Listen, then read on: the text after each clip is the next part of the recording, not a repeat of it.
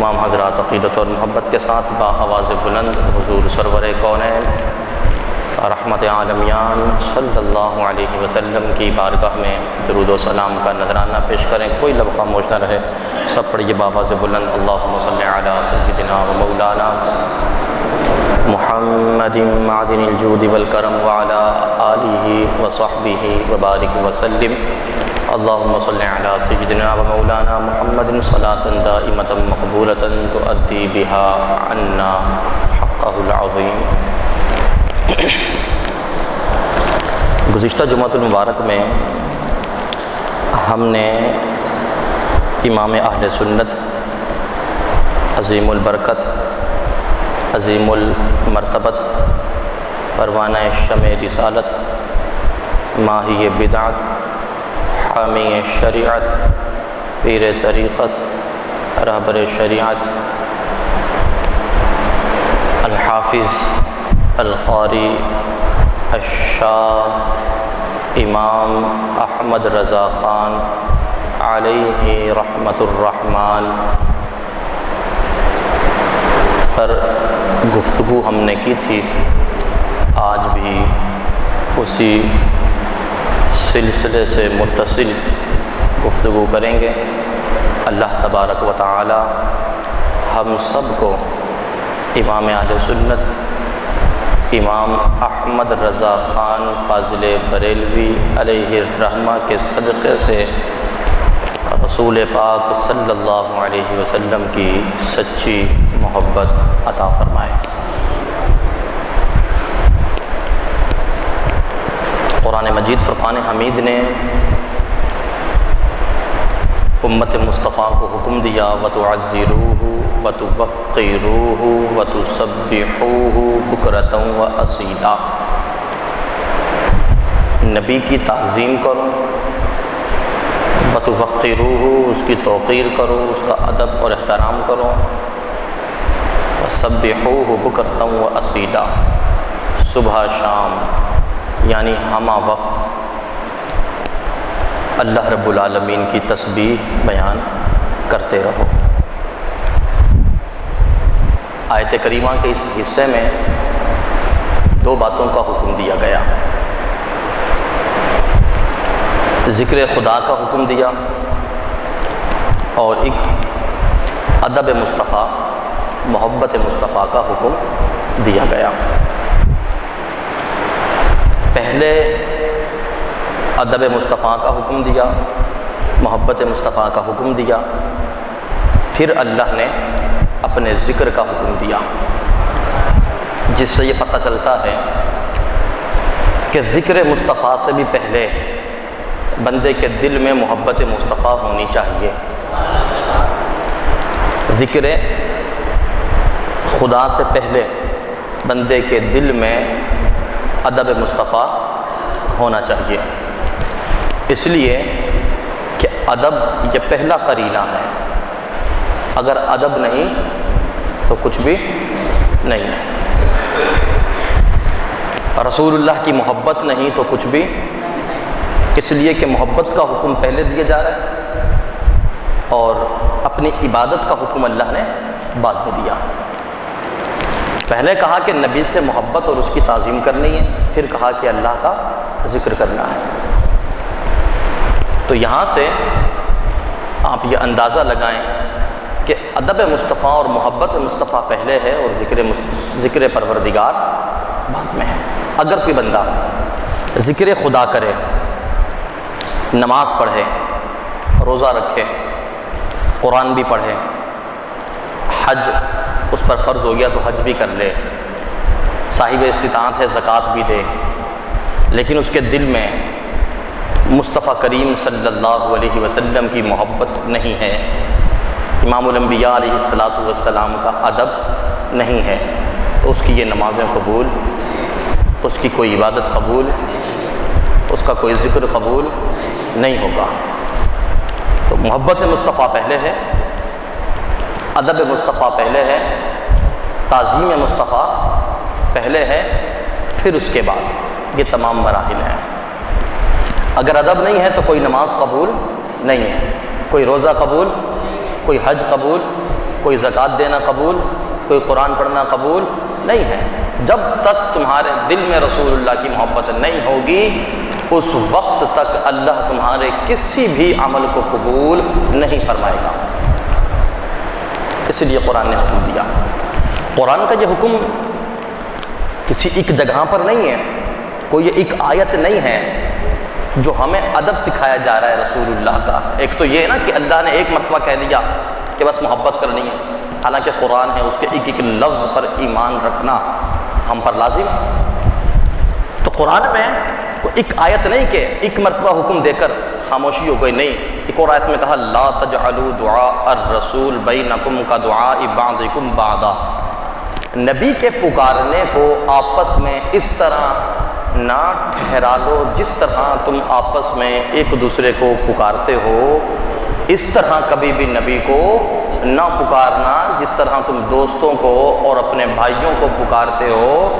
یہ بہت شان والے نبی ہیں، انہیں جب بھی پکارنا ہو تو یا رسول اللہ کہہ کر پکارنا، یا حبیب اللہ کہہ کر پکارنا، یا نبی اللہ کہہ کر پکارنا۔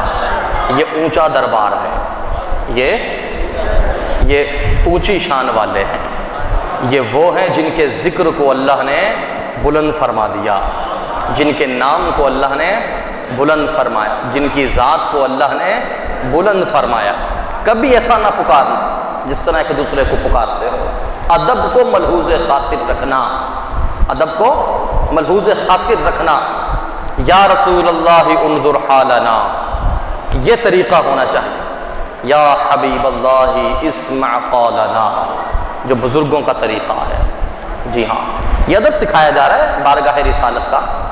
کبھی کہا یا ایھا الذین آمنوا لا ترفعوا اصواتکم فوق صوت النبی ولا تجہروا له بالقول کجہر بعضکم لبعض ان تحبط اعمالکم وانتم لا تشعرون۔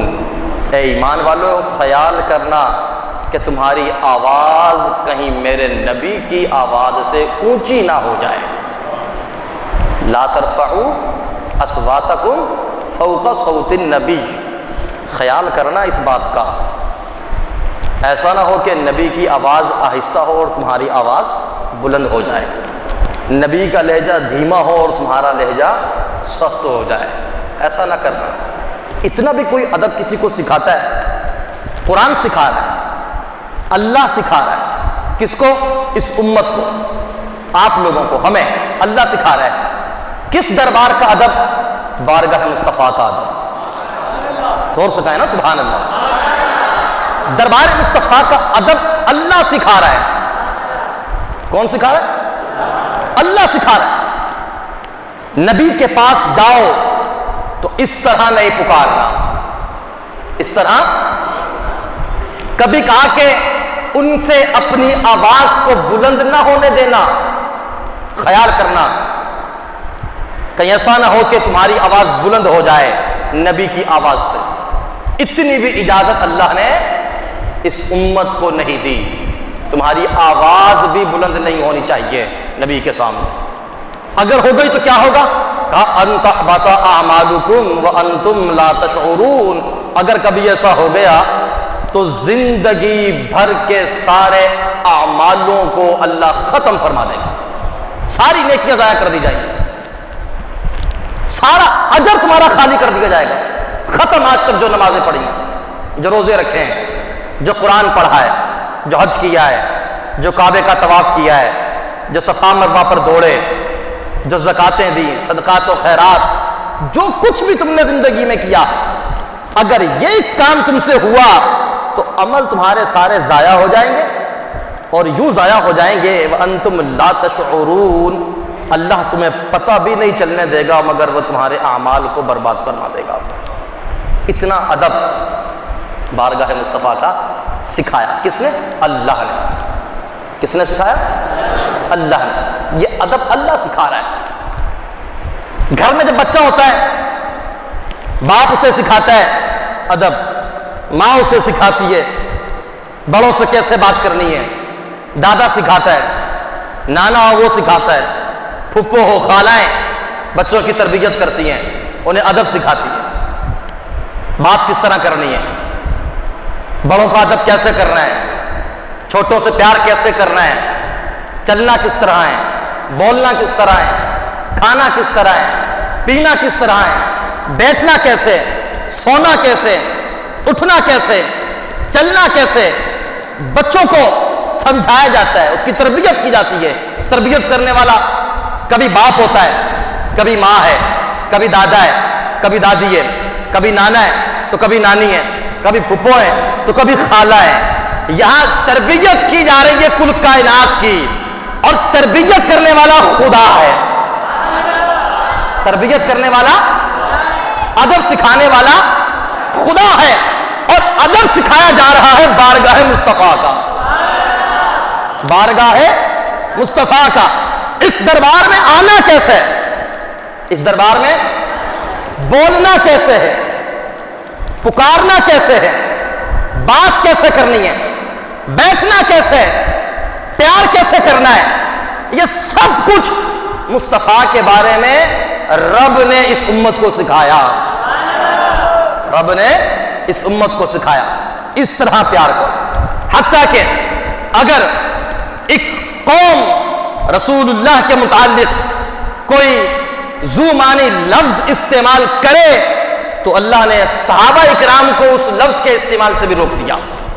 قرآن نے کہا یا ایھا الذین آمنوا لا تقولوا راعنا وقولوا انظرنا۔ رسول اللہ جب خطبہ دیتے تھے، جب آپ واعظ فرماتے تھے، جب آپ گفتگو کرتے تھے، صحابہ اکرام آپ کی گفتگو کو سنتے تھے، سمجھتے تھے۔ اگر کوئی بات کسی صحابی کی سمجھ میں نہ آتی تو وہ عرض کرتا راعنا یا رسول اللہ صلی اللہ علیہ وسلم، میرے ساتھ رعایت کریں، مہربانی کریں، جو گفتگو آپ نے کی ہے دوبارہ دہرا دیں تاکہ سمجھنے میں آسانی ہو جائے۔ ہوتا ہے جب بچہ اسکول میں پڑھتا ہے، بات سمجھ میں نہ آئے تو ٹیچر اسے دوبارہ سمجھاتا ہے، سکھاتا ہے۔ کوئی بات سمجھ میں نہ آئے تو بچہ باپ سے پوچھتا ہے، ماں سے پوچھ لیتا ہے کہ مجھے یہ بات سمجھائیں جو بات آپ نے کی ہے۔ تو رسول اللہ جب واعظ فرماتے، خطبہ دیتے، اگر کوئی بات سمجھ میں نہ آتی تو صحابہ کہتے تھے راعنا یا رسول اللہ، ہم پر مہربانی کریں، رعایت فرمائیں ہمارے ساتھ، ذرا اس گفتگو کو دہرا دیجئے۔ یہودیوں کی زبان میں یہ لفظ اچھا نہیں تھا، وہ چرواہے کو یا بطور گالی بھی اس لفظ کو استعمال کرتے تھے۔ انہوں نے جب دیکھا کہ مسلمان تو اپنی مجلسوں میں راعنا کہتے ہیں جب رسول اللہ کو مخاطب کرتے ہیں، جبکہ صحابہ اکرام کی نیت کیا ہوتی تھی کہ ہمیں یہ بات دوبارہ سمجھا دی جائے۔ یہودیوں کی زبان میں اس کا معنی کچھ اور تھا، تو انہوں نے اپنے معنی کے اعتبار سے یہ جملہ رسول اللہ کے لیے کہنا شروع کر دیا۔ حضرت سعد بن معاذ کو جب پتہ چلا کہ ہم کو محبت اور ادب کے تقاضوں کو پورا کرتے ہوئے یہ جملہ استعمال کرتے ہیں، مگر یہ یہودی تو بری نیت کے ساتھ یہ لفظ رسول اللہ کے لیے استعمال کرتے ہیں، آپ سواری پر سوار ہوئے، تلوار کو اپنے ہاتھ میں لیا، یہودیوں کے قبیلے میں پہنچے اور تلوار اپنے ہاتھ میں لے کر سواری سے اترے اور تلوار کو ہوا میں لہراتے ہوئے کہا کہ اگر آج کے بعد سعد نے تمہارے منہ سے لفظ راعنا سنا تو تلوار میری ہوگی اور سر تمہارا ہوگا، اسی تلوار سے میں تمہارا سر اتاروں گا۔ یہودیوں نے کہا کہ یہ کوئی ایسا لفظ تو نہیں ہے، تم بھی بارہا اپنی مجلسوں میں اس لفظ کو استعمال کرتے ہو۔ حضرت سعد پریشان ہو گئے، ہم بھی یہ لفظ استعمال کرتے ہیں۔ بارگاہ رسالت میں آئے، حضرت جبریل بھی بارگاہ رسالت میں جلوہ گر ہوئے، عرض کی یا رسول اللہ صلی اللہ علیہ وسلم، اللہ آپ کو سلام ارشاد فرماتا ہے، اور اللہ فرماتا ہے کہ آپ اپنے اصحاب کو منع فرما دیجئے کہ وہ آج کے بعد آپ کو لفظ راعنا سے مخاطب نہ کریں۔ اگر انہیں کوئی بات سمجھ میں نہیں آتی تو وہ راعنا نہ کریں، کہا کریں، بلکہ کہا کریں انظرنا، یا رسول اللہ ہم پر نظر کرم فرمائیے۔ اس جملے کو وہ دہرایا کریں، جب وہ یہ جملہ بولے تو آپ اپنی گفتگو دوبارہ دہرا دیجیا کریں۔ وَلِلْكَافِرِينَ عَذَابٌ عَلِيمٌ، کافروں کے لیے اللہ نے دردناک عذاب تیار فرما رکھا ہے۔ لا تقولوا راعنا وقولوا انظرنا واسمعوا۔ صحابہ کرام کی نیت تو صحیح ہے، صحابہ کرام کی نیت، یہودیوں کی نیت خراب ہے۔ یہودیوں کو حکم ہوتا کہ وہ آئندہ یہ لفظ استعمال نہ کریں، مسلمانوں کو کہا کہ تم بھی اس لفظ کو چھوڑ دو۔ جس لفظ کے دو معنی نکلتے ہوں اس لفظ کو رسول اللہ کے لیے استعمال کی اجازت بھی اللہ نے، آہستہ بولتے ہیں، اتنا ادب سکھایا اس بارگاہ کا اللہ نے، اتنا ادب، اس بارگاہ میں بیٹھنا کیسے یہ ادب سکھایا، بولنا کیسے یہ ادب سکھایا، کیا جملہ کہنا یہ ادب سکھایا، سب کچھ اللہ نے سکھایا اس امت کو، ہر طرح کا ادب سکھایا اس امت کو، نبی کے سامنے بات کیسے کرنی ہے، نبی کے سامنے بیٹھنا کیسے، نبی کو یاد کیسے کرنا ہے، انہیں کیسے پکارنا ہے، ہر طرح کی بات اللہ نے اس امت کو سمجھا دی۔ اعلیٰ حضرت امام اہل سنت عشق و محبت امام احمد رضا خان فاضل بریلوی علیہ الرحمہ نے بھی اس امت کو بارگاہ مصطفیٰ کا ادب سکھایا ہے، بارگاہ مصطفیٰ کے ساتھ تعلق اس امت کا جوڑا ہے، جس تعلق کو توڑنے کی کوشش کی جا رہی تھی، جس تعلق کو ختم کرنے کی کوشش کی جا رہی تھی، رسول اللہ کی بارگاہ میں طرح طرح کی گستاخیاں کی جا رہی تھی، کبھی آپ کے اختیارات پر حملہ، کبھی آپ کے علم غیب پر حملہ، کبھی کیا بات اور کبھی کس طرح کی بات کی جاتی ہے۔ اعلیٰ حضرت امام اہل سنت نے اس امت کو ادب سکھایا ہے بارگاہ مصطفیٰ کا، رسول اللہ کا ادب سکھایا ہے، لوگوں کے دلوں میں عشق مصطفیٰ کو پیدا کیا اعلیٰ حضرت امام احمد رضا خان فاضل بریلوی علیہ الرحمہ نے۔ آج سے کچھ سال پہلے ہندوستان کی سرزمین پر دہلی خاندان کا راج ہوا کرتا تھا، اور اس خاندان کے اندر شاہ عبد الرحیم محدث دہلوی پیدا ہوئے، کہیں سبحان اللہ۔ اسی خاندان میں شاہ ولی اللہ محدث دہلوی رحمت اللہ تعالی علیہ پیدا ہوئے، اسی خاندان میں شاہ عبد العزیز محدث دہلوی پیدا ہوئے رحمت اللہ تعالی علیہ، اسی خاندان میں شاہ عبد الغنی محدث دہلوی پیدا ہوئے، اسی خاندان میں شاہ عبد القادر محدث دہلوی پیدا ہوئے، اسی خاندان میں شاہ عبد الحق محدث دہلوی رحمت اللہ تعالی علیہ پیدا ہوئے۔ یہ وہ حضرات تھے کہ جن پر سنیت کو ناز تھا، یہ وہ خاندان تھا جو عقائد اہل سنت پر بڑی سختی کے ساتھ کاربند تھا، عقیدہ اہل سنت سے ایک انچ برابر بھی ادھر ادھر ہٹنے والے نہیں تھے، عقیدہ اہل سنت پر سختی سے کاربند یہ خاندان کہ جس پر اہل سنت کو ناز تھا۔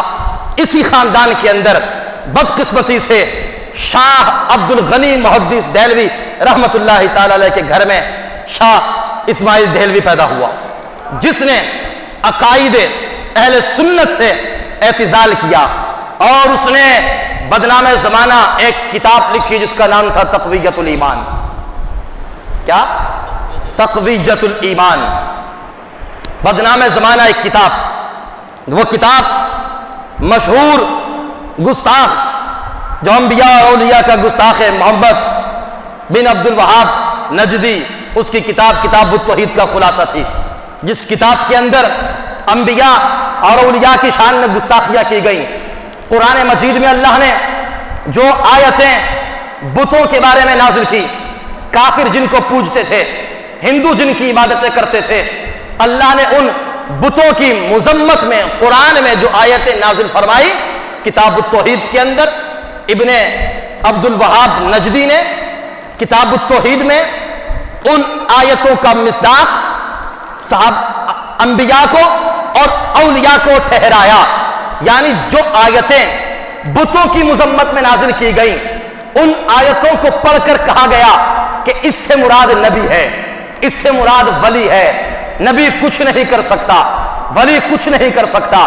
جن آیتوں میں اللہ نے کافروں کو مخاطب کیا، جن کو تم پوجتے ہو، جن کی تم عبادت کرتے ہو، یہ سب مل جائیں تو ایک مکھی مچھر کا پر بھی پیدا نہیں کر سکتے، تم کسی کو اپنا مددگار نہیں پاؤ گے۔ یہ آیتیں اللہ نے کافروں کو مخاطب کیا ان آیتوں میں، اور ان آیتوں کا جو مصداق تھے وہ تھے بت جن کو کافر پوجا کرتے تھے، مگر شاہ اسماعیل دہلوی نے ان آیتوں کو انبیاء پر اور اولیاء پر چسپاں کیا، کہا کہ اس سے مراد نبی اور ولی ہیں، ان کی کوئی شان نہیں، ان کا کوئی مقام اور مرتبہ نہیں، عزت اللہ کے پاس ہے، شان اللہ کے پاس ہے۔ بے شک اللہ عزت والا ہے، اللہ شان والا ہے، اللہ مقام اور مرتبے والا ہے، اس کا انکار کوئی نہیں کرتا۔ لیکن اللہ نے نبیوں کو بھی عزت عطا فرمائی ہے، اللہ نے اپنے ولیوں کو بھی عزت عطا فرمائی ہے، اللہ نے نبیوں کو شان عطا فرمائی ہے، اپنے ولیوں کو بھی شان عطا فرمائی ہے۔ اللہ خود شان والا ہے، اس نے نبیوں کو شان عطا فرمائی۔ اللہ خود شان والا ہے، اس نے ولیوں کو شان عطا فرمائی۔ اللہ خود عزت والا ہے، اس نے اپنے نبیوں کو عزت عطا فرمائی۔ اللہ خود عزت والا ہے، اس نے اپنے ولیوں کو عزت عطا فرمائی۔ وہ خدا جو عزت والا ہے، جو شان والا ہے، جو مقام والا ہے، جو مرتبے والا ہے، قرآن کی آیت ہم نے آپ کے سامنے پڑھی، اس عزت والے خدا نے، شان والے خدا نے، مرتبے اور مقام والے خدا نے اس امت کی تربیت کی ہے کہ نبی کی بارگاہ میں جانا کس طرح سے ہے، نبی کی بارگاہ میں جب پہنچ گئے تو بات کس انداز سے کرنی ہے، ان کی بارگاہ میں بیٹھنے کا انداز کیا ہونا چاہیے، گفتگو کرنے کا انداز کیا ہونا چاہیے۔ اللہ کے نزدیک نبی کی عزت تھی، نبی کی شان تھی، نبی کا مقام تھا، نبی کا مرتبہ تھا، تبھی پروردگار عالم نے اس امت کو نبی کی بارگاہ میں حاضری کا طریقہ بھی سکھایا، گفتگو کا سلیقہ بھی سکھایا، اس نبی سے محبت کا طریقہ بھی سکھایا، ادب کا حکم بھی دیا، اس لیے کہ اس نے نبیوں کو عزت عطا فرمائی، شان عطا فرمائی۔ کوئی بدبخت اٹھ کر کہے کہ نہیں ان نبیوں کی اللہ کے مقابلے میں کوئی عزت نہیں، کوئی شان نہیں، تو وہ بندہ خود تو ذلیل ہو سکتا ہے لیکن نبیوں کی عزت میں کوئی فرق نہیں آ سکتا۔